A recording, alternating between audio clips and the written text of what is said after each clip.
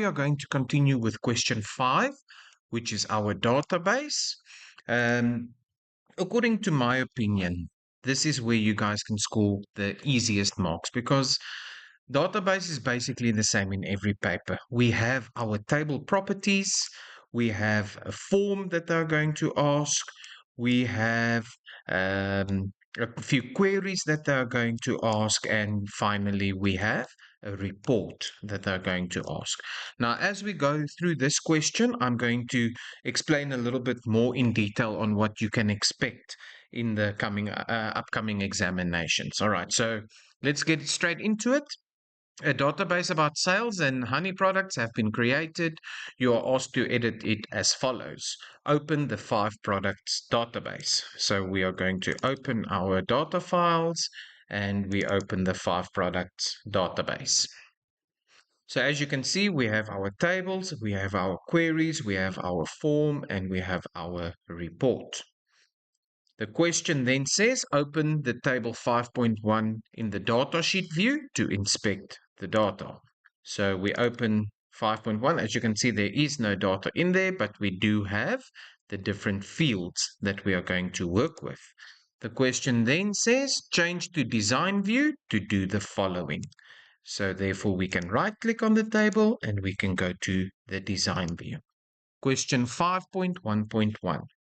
Change the field size of the name and surname field to accommodate a name and surname consisting of 30 characters. So the key part here is the 30 characters. And indirectly, they are basically asking us to change the field size to 30. So from the next question to the next question, 5.1.2. The cell number field will not display a 0 in front of a cell phone number correctly. Change the data type of the field to solve the problem. Now, grade 12s, remember, this counts in Excel as well. The data type is currently on number. So if we type in a number in the datasheet view, for example, there's my cell number, and I type 06784789778, for example. That 0 is going to disappear. The reason is because the data type is on number. Now remember, Access does not see this as a cell phone number, it sees it as a number, and that 0 that we add in front, Access deems this to be unnecessary and therefore removes it. You know that this is the case in Excel as well. Now, you will remember in the Excel question, we had something similar with the concatenate function, where we had to add as text to the 09. But if we only added the 9, the 0 disappeared because it seems it's determined to be unnecessary. And therefore, we had to add it in inverted commas to change it to text. In this case, we do the same thing. We are going to change the data type to short text. Now, if I go and add a cell phone number, you will see that that 0 will now remain. All right, I hope that makes sense. Our next question, 5.1.3. The invoice code consists of 3 capital letters, 4 numbers, and an optional small letter. Now they give us 2 examples. There's INV5774H and INV5779. So you can see in this case, we have the 4 numbers, we have an optional letter in lowercase, but the first 3 letters is always in uppercase. So the question then says, create an input mask for the invoice code field to fit the description above. So we are going to make sure that we go to the invoice code field. There we go. And please make sure that you add an input mask, that you do this in the correct property. Right. So now if we go and have a look, the first thing is the 3 capital letters. So if we go to the bottom of our question paper, we go to the input mask character sheet, and we will see there is our letter where the entry is required. So in other words, it's compulsory, and the character that we use is a capital letter L. So we are going to add 3 capital letter L's for the 3 letters, but you need to remember that the question also said that this must be in uppercase. Therefore, we are going to use the greater than symbol, causes all characters to be converted to uppercase. So there we are going to add a greater than symbol before the 3 capital letter L's. Then the question said, if we can just go back to the question, we can see followed by 4 numbers. And if we go then to our character sheet, input mask character sheet, there is our digit 0 to 9, which is required, meaning it is compulsory. So therefore the character that we are going to use is a 0. Right, so let's just go back to the question. There we go. And we can go here, and it was 4 numbers, so it's 1, 2, 3, 4 zeros. And then finally, one optional small letter. When they say small letter, they mean lowercase. And if we have a look then at the question paper, at the input mask character sheet, lowercase is the less than symbol. It causes all characters to be converted to lowercase. So for that lowercase, we are going to add a less than symbol. And for an optional letter, there we go. Letter, which is optional, meaning it's not compulsory. The character that we are going to use is a question. I hope this makes sense, but this is what the input mask should look like. Right, let's move on. Question 5.1.4. The company only accepts the following methods of payment: cash, EFT, or SnapScan. Create a drop-down list for the pay method field to include the above mentioned options. So it's cash, EFT, or SnapScan. Which field? It's the pay method field. So what we are going to do is, there is the pay method field. Now, grade 12s, there's 2 ways that you can do this. The first way is by choosing the lookup wizard. Now, in this case, they provided the options in the question paper. So therefore, I will type in the values that I want. If the question said that the options can be either found in a table or a query, we would have chosen the first option. But in this case, the options were provided in the question paper, and therefore I need to type them in. So I will type in the values that I want. Now in column 1, underneath one another, the first option was cash, the second option was EFT, and the third option was SnapScan, if I'm not mistaken. Let's just go have a look. SnapScan, EFT, and cash. Then we can click finish. Now, if we go to our data sheet view and we go to the pay method, there we go. If we just scroll a bit to the right, we will have our drop-down menu with our 3 options. I want to bring to your attention the following. The question can also give us a drop-down menu that has already been created, and they can ask us to edit this list. If that is the case, we are not going to make use of the lookup wizard. What we are going to do is we are going to go to the lookup tab, and in here we are going to edit the row source, where we can then add or remove options that we need. All right. So we are still in the design view. Right, question 5.1.5. Delivery of these products has taken place during March 2024. Create a validation rule to indicate that only dates during March 2024 may be inserted in the date delivered field. So now there's an operator that we need to use. What we are going to do is, it is the date delivered field. We need to add a validation rule there. So in the date delivered field, back in the general tab, we can do the following.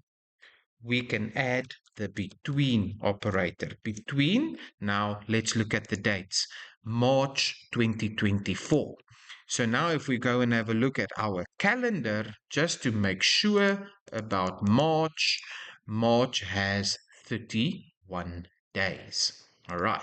So therefore, we are going to say between 2024 /01/01 and 2024 forward slash sorry, it's not 01, it's 03/01 because that's the month.